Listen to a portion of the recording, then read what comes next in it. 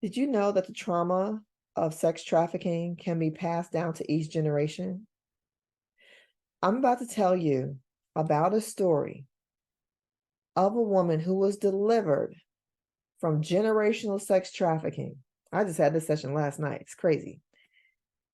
Stay tuned.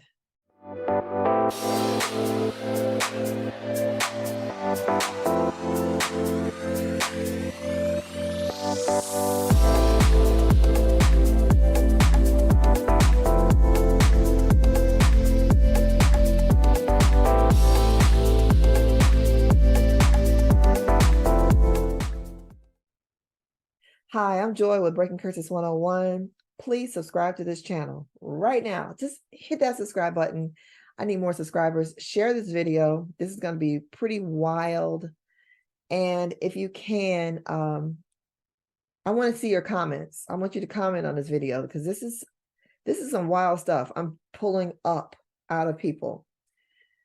So yeah, like, share, comment, subscribe. Yeah, like the video. I got to get them all in there. So I had a session last night with a woman, and I'm going to describe her situation because it's going to help somebody. So this is a professional woman who is straight. Okay. She was married before, now recently divorced. I wouldn't say recent, but anyway, she's divorced. And she had a little trouble. She didn't know why she was attracted to women. It was really weird. And so now, wait, this woman is African American. And that's important for me to tell you this because the things I'm going to tell you to follow are going to kind of conflict with this, right? So this woman,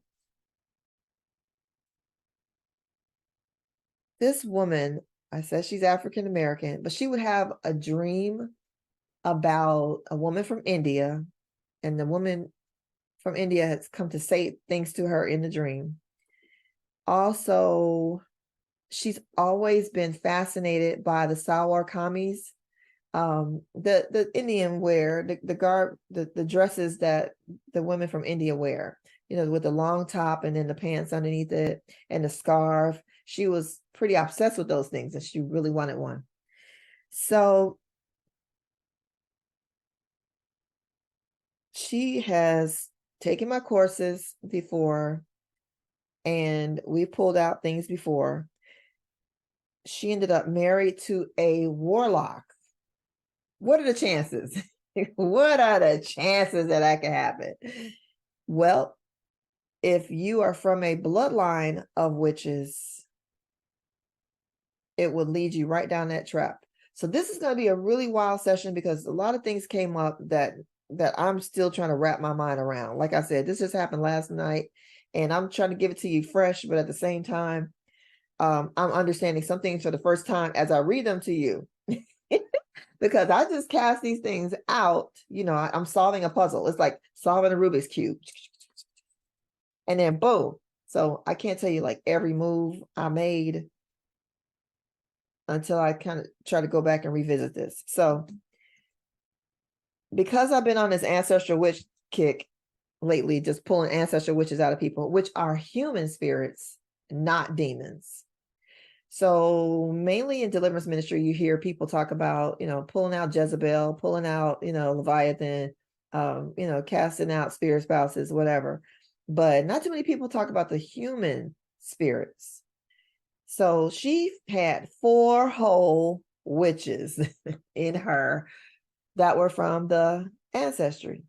Her voice changed. She started talking and she sounded Haitian, but it was she clearly had an accent from another country.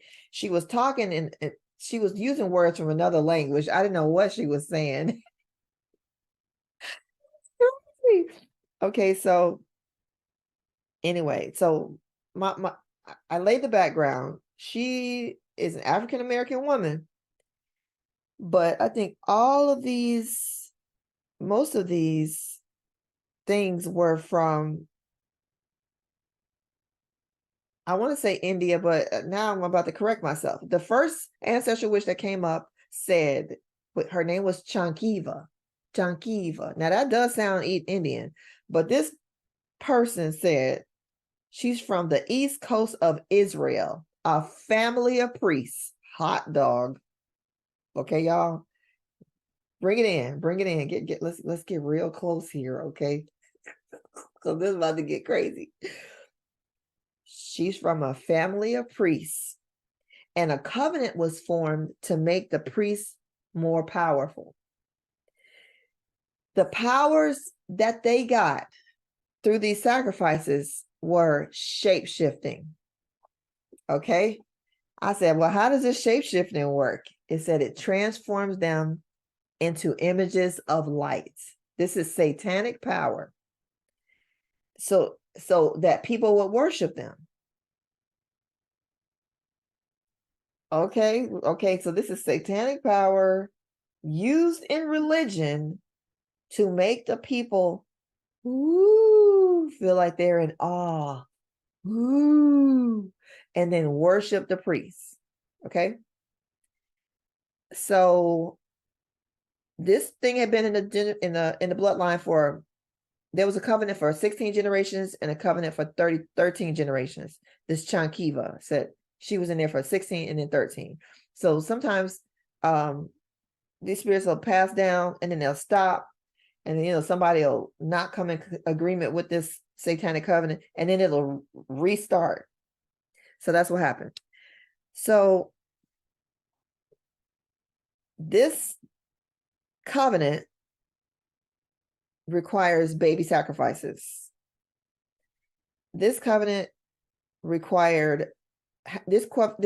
has taken 64 babies from the bloodline in the form of abortions and miscarriages. It says something about 4 babies every generation. Yes, 4 babies every generation. And so it transfers to the next generation. Chankiva transfers to the next generation when the door opens. So that's either abortion or, something crazy. So I said, well, how long is this contract for? And she said, until the family is no more. Okay, so this demon is there until the family is completely wiped out. All right. Now, okay, y'all hear this? This is a contract so that the priest could be powerful. Y'all can go back and listen to this, because this is blowing my mind, like right here. Okay. Now, the next ancestral witch that came up was Othia.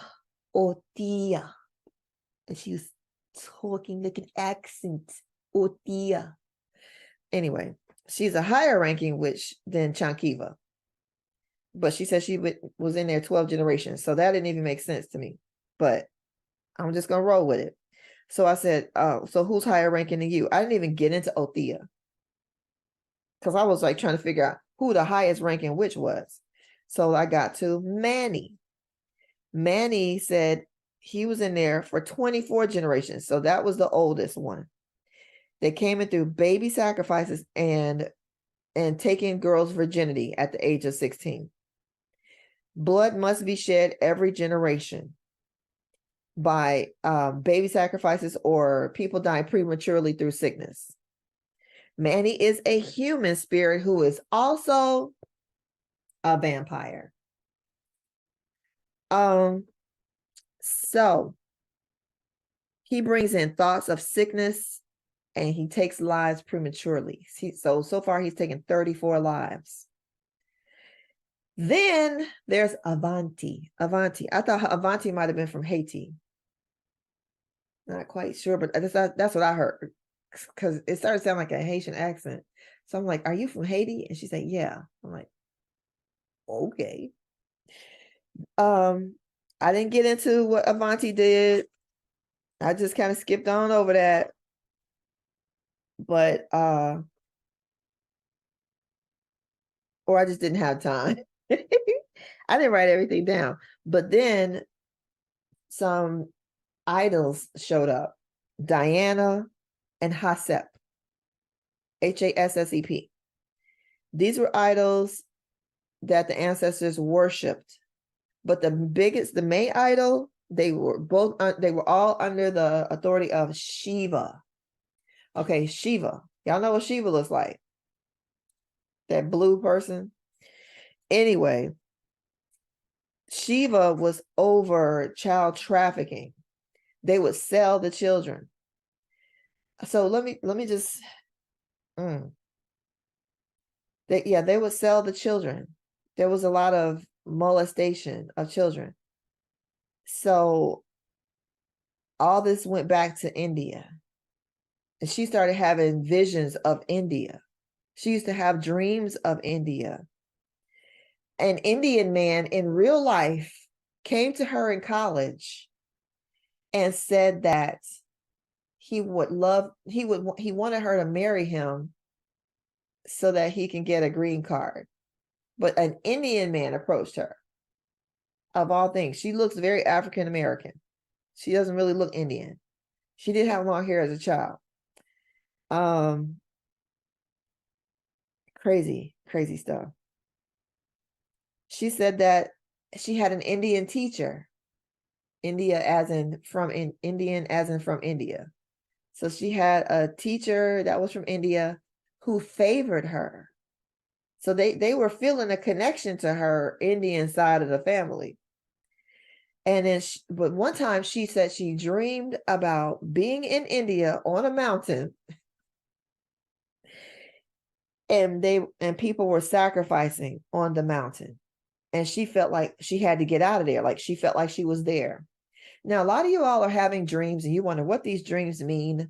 Just don't worry about what the dreams mean, because it's not a dream; it's a memory. How about that? When you realize that a lot of your dreams are actually memories that have been passed down from previous generations, you're going to stop asking what the dreams mean. You're actually remembering, because memories can be passed down through the DNA. They ride on that DNA. Okay. Go look. They studied it in mice. I think they traumatized some mice, and then they let them have babies, and then they realized that the baby mice reacted to the same trauma as the other adult mice, but had never been exposed to the original trauma. So it's scientific, guys. So then, just when we thought it was over, all right, so I started setting the children free. I started releasing the children from prostitution. I skipped writing a lot of this stuff down. In fact, just reading through this makes it seem like it went so fast, but this was definitely a 2-hour session. And but I started setting the children free from prostitution, because where there's Shiva, there's child trafficking. Where there's Shiva, where there is the worship of Shiva, there is child trafficking. Just saying. So I began setting the children free from prostitution and perversion and trafficking. And she heard them say, "Thank you." I called back their virginity, their purity. And she heard them say, "Thank you." I was releasing them from the satanic altars. So, but then just when I thought it was over, like kind of like one of those mystery movies. And then, the person has finally gotten away.